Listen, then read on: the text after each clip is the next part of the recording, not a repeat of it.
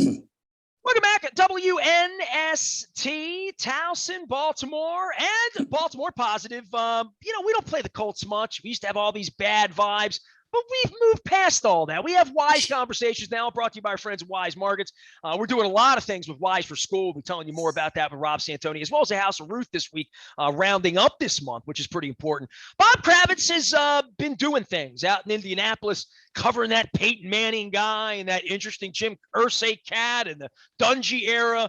Now we're on to the Frank Reich and Carson Wentz era, and he is still doing things out there. No longer newspaper side, now with The Athletic, like our pal Jeff Zrebeck here, and covering all things Indianapolis Colts. When the Colts came out on the schedule, Bob, I thought, tough game. They're going to come in. This and that.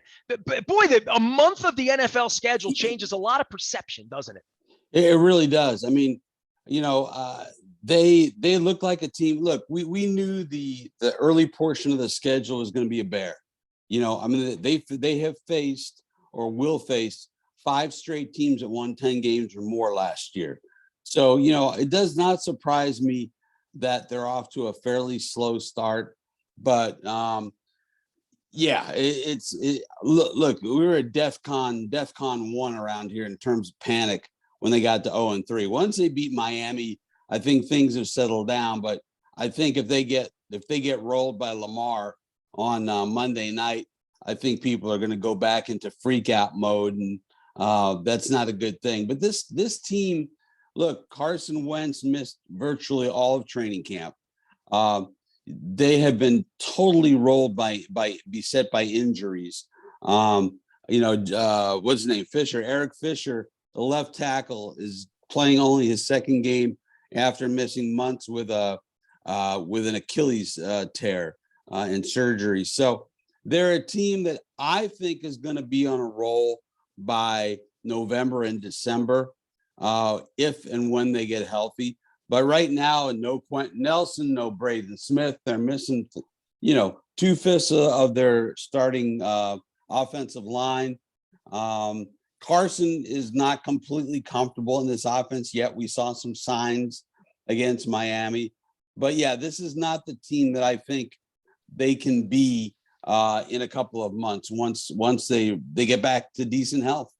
Well, I know you saw a little bit of Carson Wentz coming out of Philadelphia. You talked to the guys. Is there a sign that he's going to be a 1-1? You had Andrew Luck there. You guys have had serious stuff, and Peyton Manning, right? So, and Jeff George and a few others that you remember, maybe even before your time back in the Bob Irsay era. But, right. In regard to him, he was spoken about in that way. I don't know that I feel that way about him anymore. It's certainly Matt Stafford's the flavor of the month 13, 14 years into this thing, right? But in the case of Wentz, I don't know that they resurrected the franchise with him. I don't know that he stays healthy enough in my mind. I always think of him as being a guy that's hard to get on the field, the Sam Bradford kind of guy. Right. I mean, look, there's 2 issues with Carson Wentz. One, fair or unfair, he gets hurt a lot. And a lot of that is because of the way he plays. He plays a fairly reckless style of football, as did Andrew Luck, who also was really knocked out of the league because of all the injuries. The other thing is he is not vaccinated. So, what if they have a big game against Arizona late in the season, Christmas Day, game they got to win? Boom, he gets nailed with a COVID contact. That's a problem. So, and Jim Irsay has been very, very vocal about this. He says, we got a quarterback we can't count on, and look, there's a lot of players, all their star players are not vaccinated. We're talking about Darius Leonard, Quentin Nelson, Ryan Kelly. We lost our D-line in Detroit.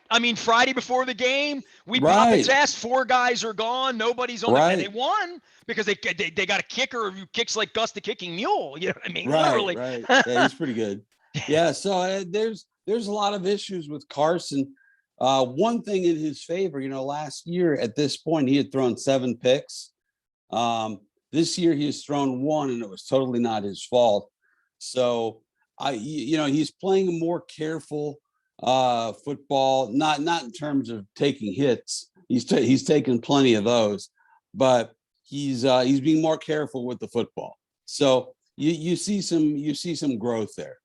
Bob Kravitz is joining us from Indianapolis. One of my favorite parts of playing the Colts is we get to have Bob on the program. Mike Chappell also joined us from Indianapolis. You can check all that out in the Baltimore Positive Audio Vault, all brought to you by our friends at Toyota. Bob, take me back in time a little bit, because we've been together, I think, in the last year or two because we played a game. But run me back to Pagano and Luck and how the franchise thought they had it all like sort of figured out for a little while. From the league standpoint, from the forget the CTE, just broken bodies in this league. The fact that Andrew Luck's no longer in the league, no longer thought of, there's no thought that he's coming back anytime soon, or that his Twitter, other side, the captain will reemerge and all of that.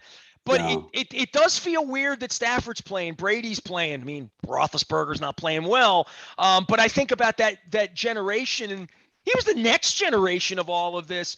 It's a really sad tale for the league and for him and for the franchise. And I think for the Colts to have to pick that thing back up, they're still sort of dusting off. At least it feels that way to me. Oh, absolutely. Look, you don't lose a guy who has the potential to become a generational quarterback and get it fixed in 2 years. I mean, look at, how long did it take the Miami Dolphins to replace Marino? How long did it take, I mean, there's a lot of teams who have lost great quarterbacks, and it's taken years and years and years for them to find that successor. So, I mean, look, they went with Jacoby for a year, that 1 year when Andrew was hurt. They brought in the remains of Phillip Rivers, who played pretty well, by the way, last year. So they're looking. And you never met him, right? As a media member, like, I haven't met Patrick Queen, Calais Campbell. Like, I don't know any of these guys, right? Yeah, well, actually, I went down to Alabama and covered Phillip Rivers' first high school football game, his first game as a coach. So we spent a lot of time together, and we were just joking. It's like, this is the first time we've actually seen each other face to face, and have a normal human conversation. So that was kind of nice. And he's the sweetest. I had him on the show when he was at North Carolina State, but back when I was syndicated 20 years ago. I mean, legendarily, Eric Weddle would sit here and tell stories about him, and Jarrett Johnson as well. Yeah. Oh yeah, he's the real deal.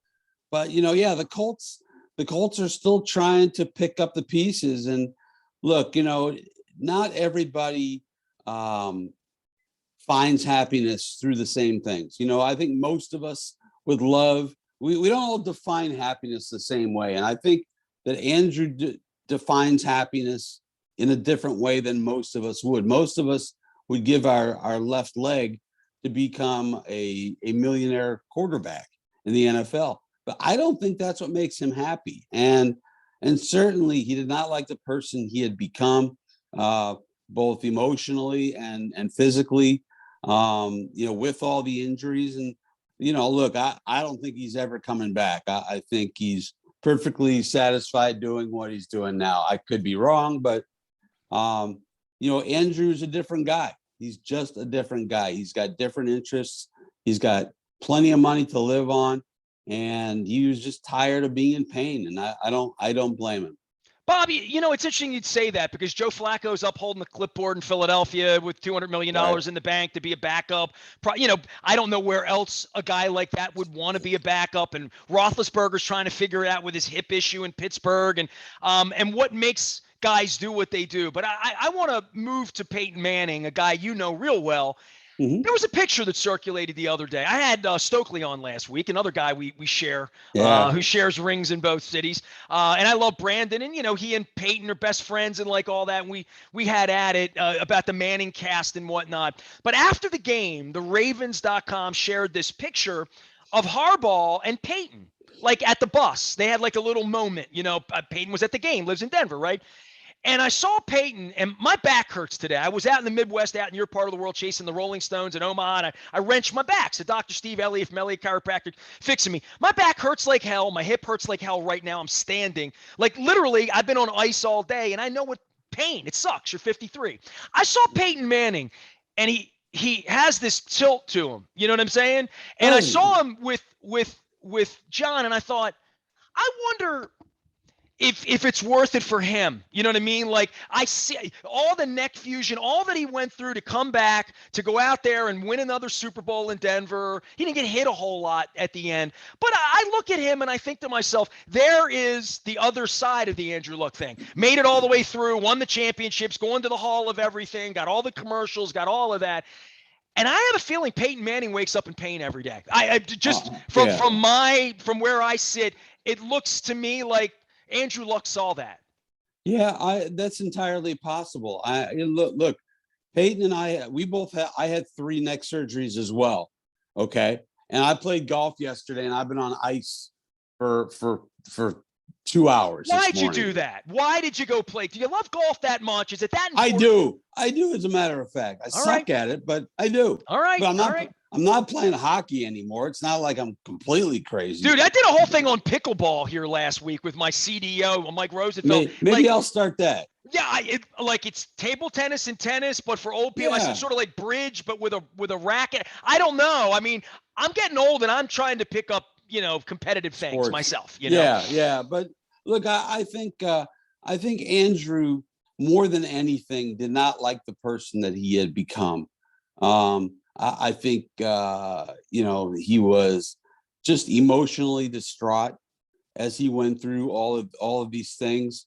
And I don't think it had anything to do with anybody else, but I mean, I'm sure he has seen all the former players who, walk around with a limp and, can't get out of bed in the morning. I don't know about his father played on AstroTurf down in Houston in 1983, Yeah, but exactly. So, but I think he also had kind of a soft place to land.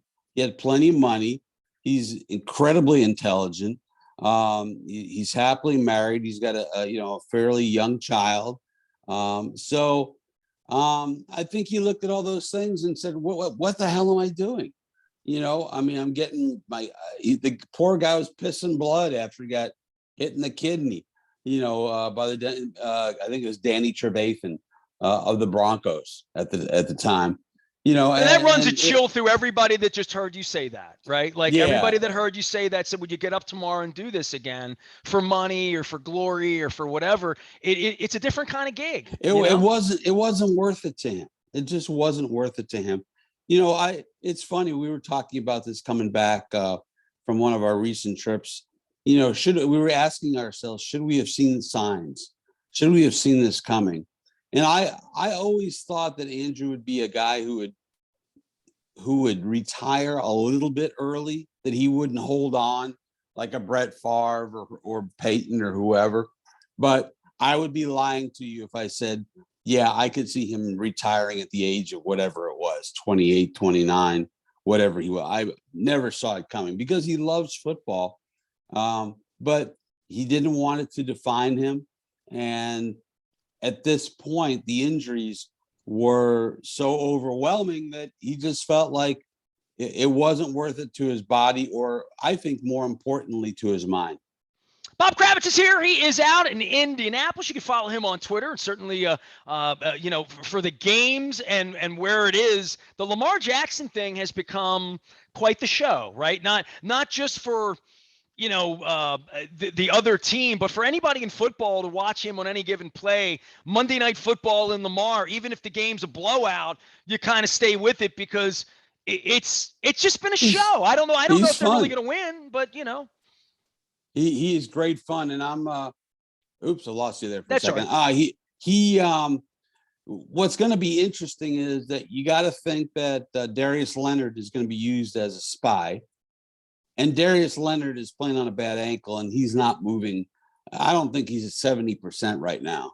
So that's going to be an issue. And the Colts do well against teams who play in a phone booth. But you get them out in space, and that's what Baltimore does. That's what Lamar does. They are not nearly as good a defensive team. So I don't think this is a good matchup for them. At the same time, at some point they're going to play their best game. And I don't know what their ceiling is, but I still think they're a playoff team. I still think they're a team that's going to, if they can survive the first 5 games and win maybe 2 of them, even winning one of them.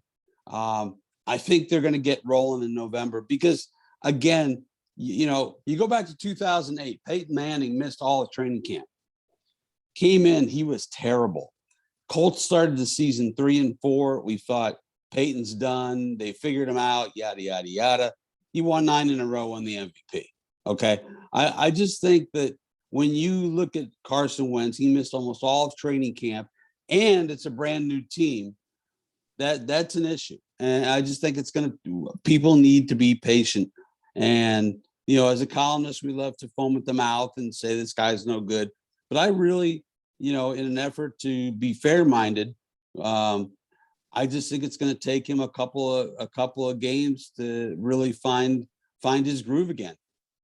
Bob, if they would have stuck us in that division instead of the Steelers and the Browns and the Bengals, I don't know how I'd feel about that, but Jacksonville's in your division. You are the angry old columnist. Give me a little Urban Meyer run, because I got to ask you about that this week, because these people run a wrestling circus, Shad Khan, his family. I mean, they're kind of an irrelevant franchise, except in London, I guess. Right. I don't know what they're doing down there, but winning football games, it feels like they're running a circus in Jacksonville. Right. Look, this is the way I look at it. My issue with Urban Meyer is that he didn't go back with the team. You just lost your fourth straight game of the year, and I think they've lost 18 or 19 straight games. They haven't won since they beat the Colts opening game of last year. So, 19 straight losses. You would think that the coach would be on that team plane and would come home and start grinding tape immediately.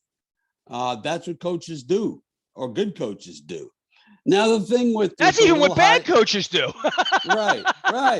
Now, the thing with the little hottie at the bar, look, that's between him and his wife. I mean, it's a bad look, and let him and his wife Shelley hash that out.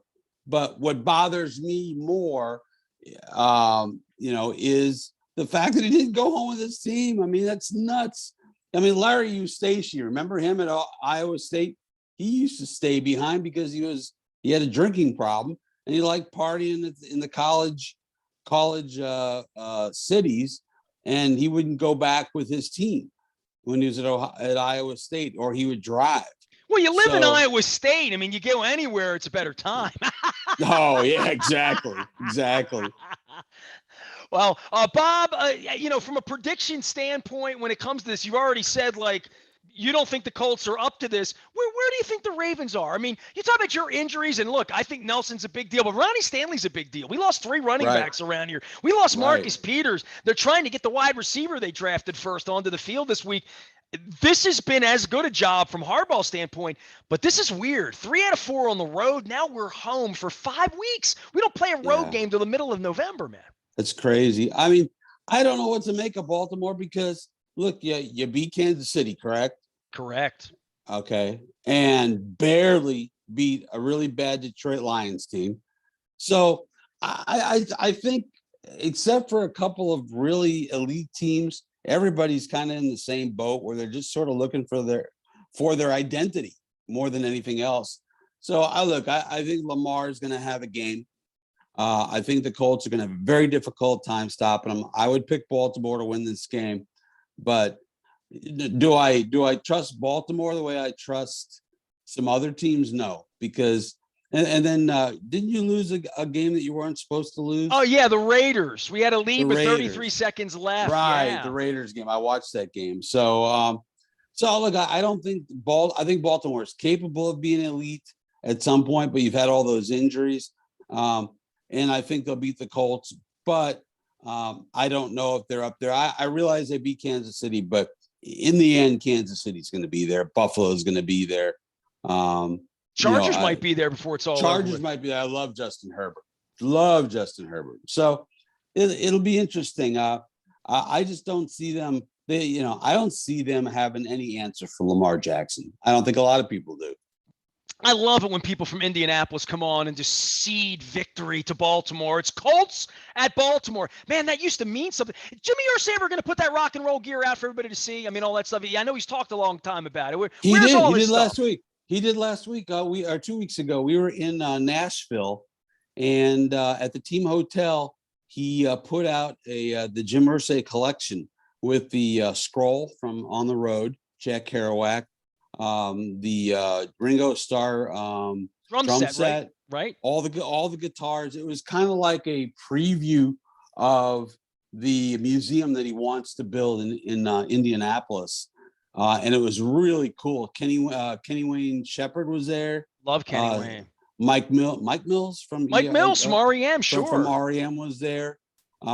They played a couple of tunes, so it was very cool. So yeah, we're gonna see this coming sometime the next year or two. All right, invite me in on that, man. Mike Mills getting together and jamming, playing the bass and singing some REM songs. Oh, so good, man. I got to get him on the show. I had Mark Bryan from Hootie and the Blowfish on last week. I think Little Steven from East Street's coming on next week. Nice. I got a guitar player for you. A kid named Marcus King's playing here this weekend at Soundstage. He played with some remnants of the Black Crowes, Southern, Allman Brothers, kind of like great stuff. So, awesome. Hey, if you need an Indianapolis recommendation for a restaurant, Bob Kravitz is your guy. If you need some Colts information, he's also your guy.